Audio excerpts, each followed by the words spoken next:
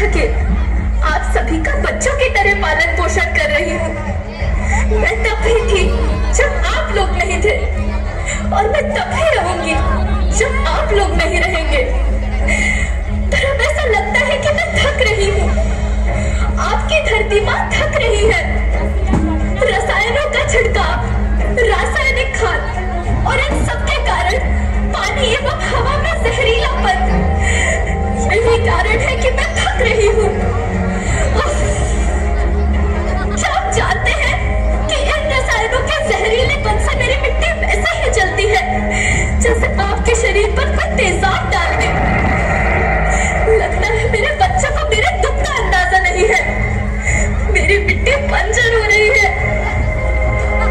ये रसायन मेरी मिट्टी के उपजाऊपन को खत्म कर रहे हैं और उससे पाए जाने वाला नमक मेरे शरीर पर मिर्च की तरह जल रहा है। मेरी फसलों की पैदावार कम हो रही है। मैं धीरे धीरे और थक रही हूँ।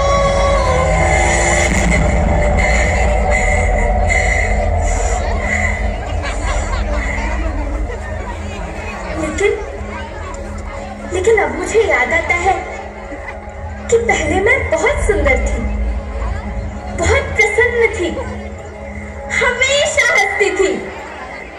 मुझे अब भी याद है।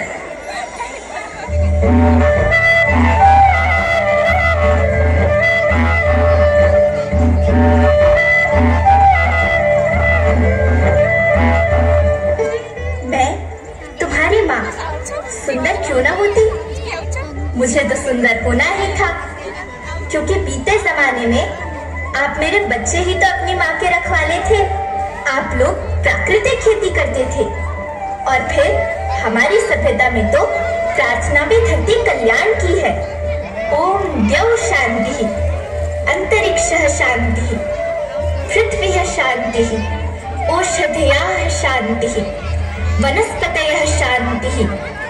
ओम शांति शांति शांति।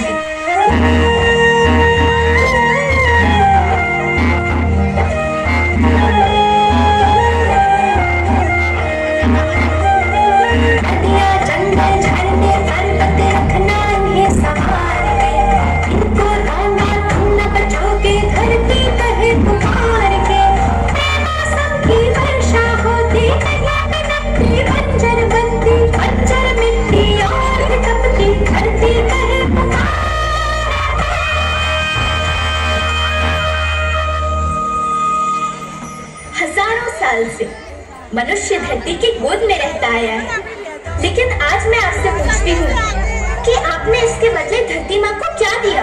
ये जहरीले रसायन और प्राकृतिक खाद जो मिट्टी को बंजर कर रहे हैं, रत्न को बर्बाद कर रहे हैं। आप अच्छी पैदावार के लालच में जो रासायनिक खाद अपने खेतों में डाल रहे हैं, वो अभी तो लाभ देगी, लेकिन लंबे समय में उसी रासायनिक खाद का नुकसान भी है। रासायनिक खाद जहर समान है, और तो और फसलों में पानी की खपत भी बढ़ गई है, जिससे खेती की लागत बढ़ रही है और पानी का स्तर जमीन से काफी नीचे जा रहा है।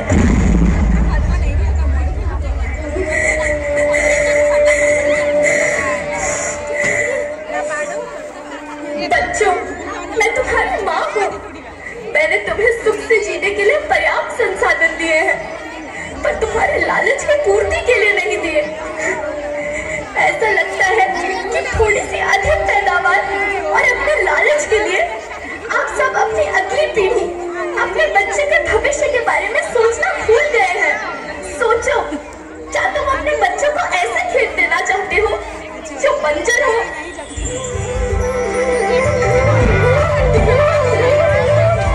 अरे तुम तो विंध्य की बेटी हो, मध्य प्रदेश की बेटी हो, भारत की बेटी हो। आओ, तुम ही मेरे बच्चों को कुछ बताओ। धरती माँ, हम तो अपने बिंद के सवे जनन का केवल इतने कहे चाहिए थे कि प्राकृतिक खेती या समय के मार्ग बन चुकी है। प्राकृतिक खेती या उद्देश्य के साथ होत है कि जौने जमीन और हमरे मिट्टी की उर्वरकता बनी रहे। हम सबका प्रकृति के साथ मित्र जैसा व्यवहार करे चाहिए।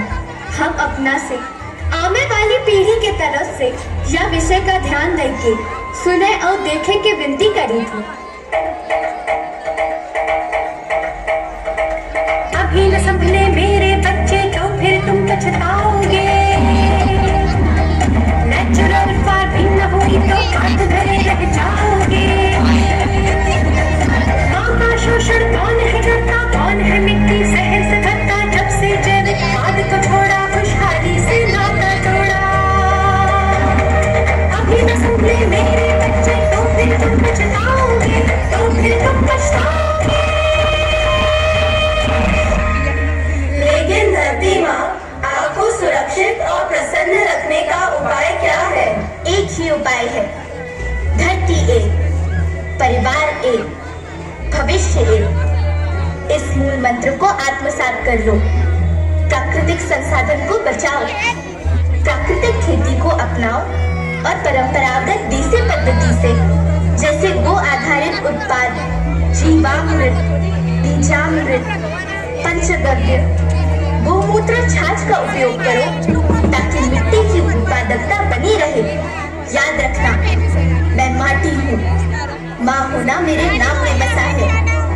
पोषण करने के लिए ही मैंने जन्म लिया है। करोड़ों सालों तक धरती पर सांसों की डोर आगे बढ़ाई। पेट भरा जब सबका, तभी मैंने संतुष्टि पाई। वो माँ हूँ मैं सबकी, जिसने जन्म न देकर भी जीवन संभव बनाया। अन्नदाता मेरे पुत्र किसान, तुमने ही तो इसमें मेरा साथ निभाया। दिन रात सींच पसीने से मुझको हर मुंह तक रोटी पहुंचाई। जब तुमने माथे मुझे लगाया, मैं हरियाली बनकर मुस्काई। मिट्टी बंजर होने से या धरती के नुकसान से किसी एक देश, एक द्वीप, एक समाज या एक धर्म का नुकसान नहीं है, बल्कि सभी का है, क्योंकि सभी आपस में बंधे हैं। धरती की श्रृंखला टूटी, माला टूटी, सब बिखर जाएंगे, सब खत्म हो जाएंगे।